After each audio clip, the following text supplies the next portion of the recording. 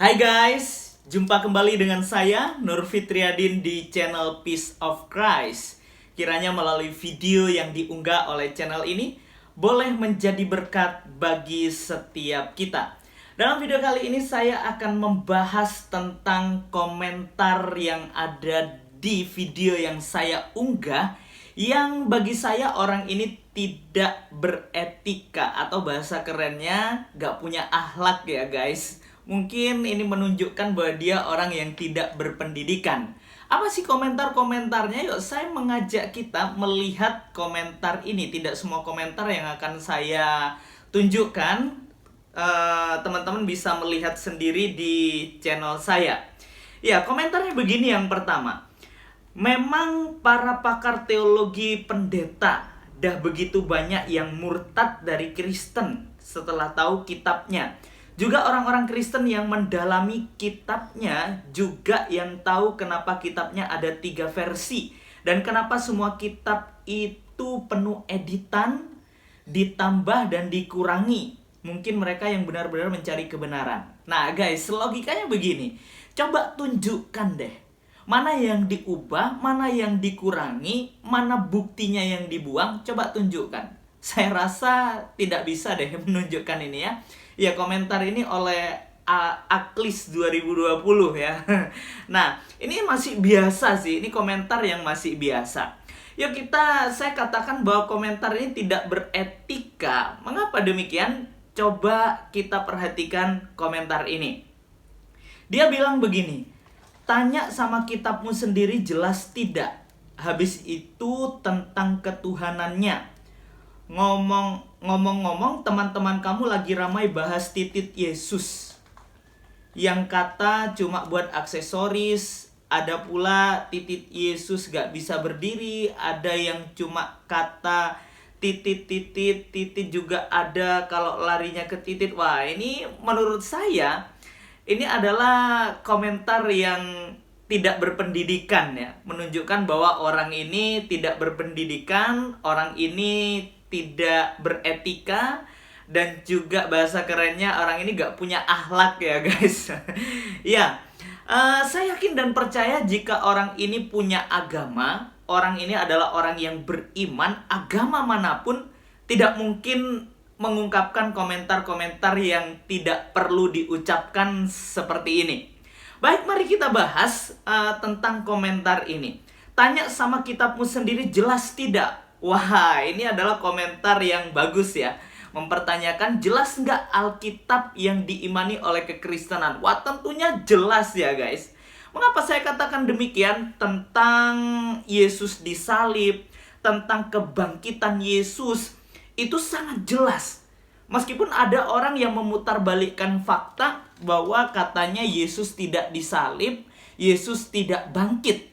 Tetapi Alkitab menyatakan bahwa Yesus benar-benar mati dan Yesus benar-benar bangkit. Bahkan bukan hanya Alkitab, tapi bukti sejarah mengungkapkan bahwa Yesus Kristus itu benar-benar disalib dan Yesus Kristus itu benar-benar bangkit. Dan ini Alkitab dituliskan bukan hanya pengakuan dari satu orang tentunya, tetapi ada banyak saksi mata yang melihat tentang penyaliban Yesus, yang menyaksikan tentang kebangkitan Yesus. Itu bukan hanya satu orang. Jadi ada banyak saksi mata ketika Yesus disalib dan bangkit. Ini menunjukkan guys bahwa Alkitab itu adalah benar, karena banyak saksi mata yang melihat. Berbeda kalau tidak ada saksi. Berbeda dengan orang yang mengaku bahwa aku dapat kitab dari Allah, aku dapat kitab dari Tuhan, sedangkan tidak ada saksi matanya. Wah, ini yang perlu diragukan ya guys tentunya. Ada orang yang mengaku aku dapat Alkitab dari Tuhan, aku dapat kitab yang turun dari langit, habis itu gak ada saksi mata yang melihat, cuma orang ini berkata imani saja. Wah, ini yang perlu dipertanyakan. Jadi ketidakjelasan kitab yang tidak ada saksi matanya, itu tentunya yang tidak jelas, yang perlu dipertanyakan. Apalagi nih guys, ada yang mau menunjukkan bahwa kebenaran agama atau kebenaran kitab itu hanya diukur dengan bagi saya ini trik-trik sulap yang dipakai yang sudah dibongkar oleh pesulap merah tentunya. Ya kita lihat dulu video ini. Bagaimana Ustadz ini mau membenarkan kitabnya atau agamanya dengan trik-trik sulap. Yuk kita perhatikan video ini. Jadi kalau kita ingin membuktikan kebenaran agama Islam dan tidak benarnya agama yang lain, saya ingin buktikan lewat tes energi. Mana tangan kanan? Ya, coba sini dikit, agak aman. Begini bikin, agak ke kanan, ya, begini, ya. Nanti tangannya akan saya tekan ke bawah sekuat-kuatnya, abang juga tahan sekuat-kuatnya dengan kekuatan energi. Ditahan ya. Kita peragakan, kita tes dulu energi dengan beliau kosong. Keluarkan semua kemampuan. Saya akan turunkan tangannya, mampu tidak saya? Abang juga tahan, sudah? 1, 2, 3. Ini baru makan kayaknya. Luar biasa, energinya kuat sekali. Tidak sanggup saya menurunkan tangannya. Coba baca 1 ayat apa 2 ayat dari Alkitab.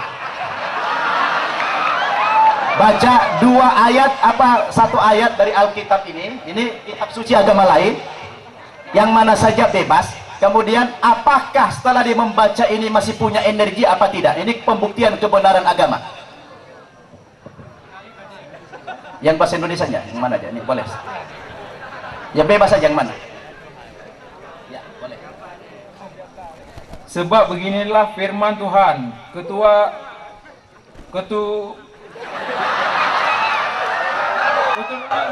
Ya, ketahuan tidak pernah baca Alkitab.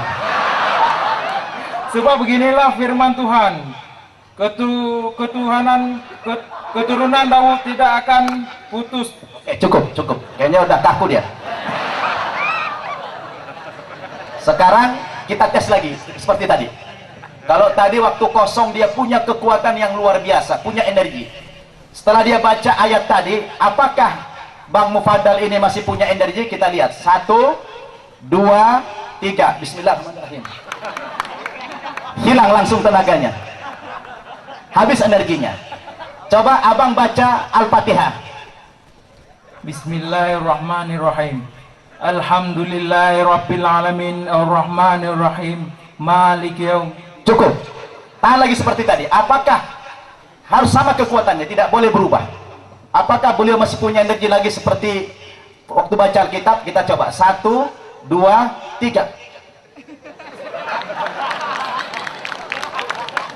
Luar biasa.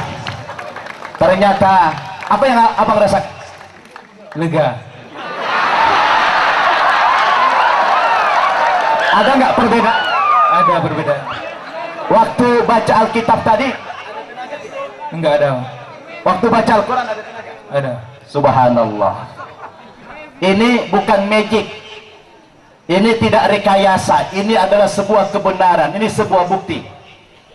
Ketika beliau baca Alkitab tidak punya energi, tapi ketika baca Al-Quran langsung punya energi. Ini adalah bukti kebenaran Islam. Allahu Akbar.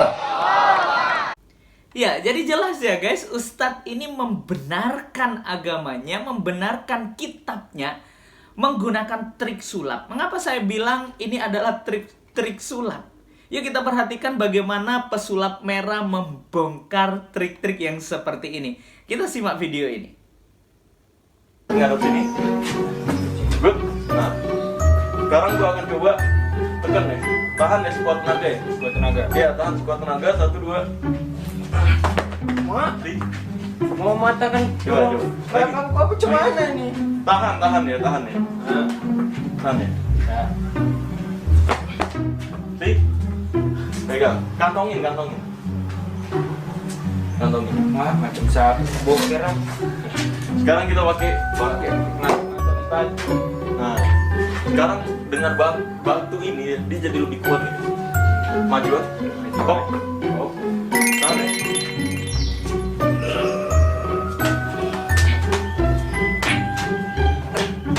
Nah, untuk membuktikan nih, di sini gue pakai bambu nih. Tahan.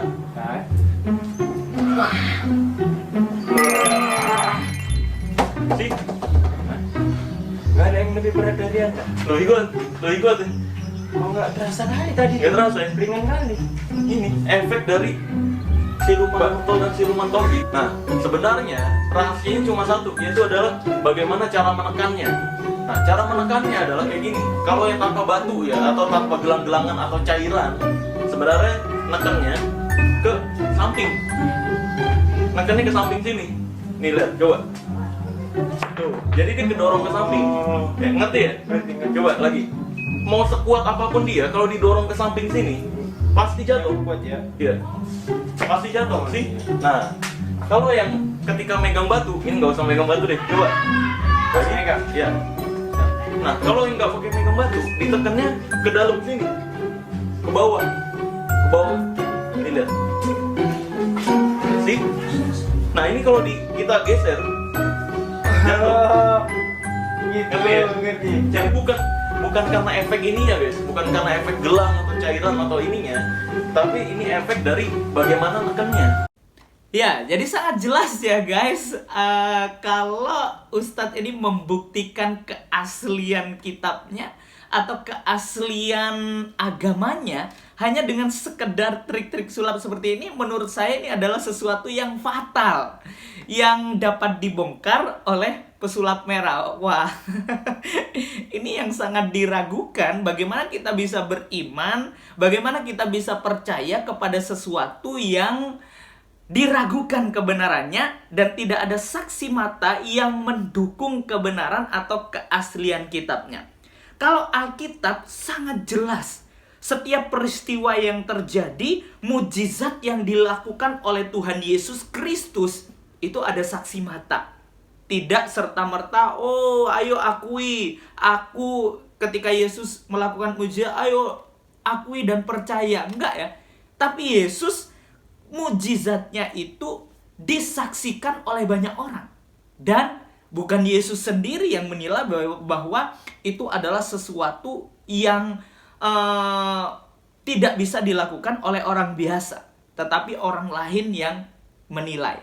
Jadi jelas ya guys, keaslian Alkitab, keaslian agama kalau hanya diukur oleh seperti apa yang dijelaskan oleh Ustadz ini, bagi saya itu adalah sesuatu yang fatal, yang tidak bisa dipercaya.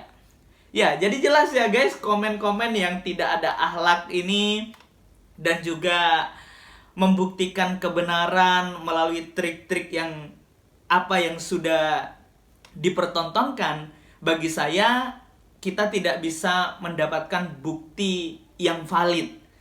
Dan tentunya keasliannya semakin diragukan kalau diukur hanya sekedar dari apa yang sudah dilakukan oleh Ustadz ini.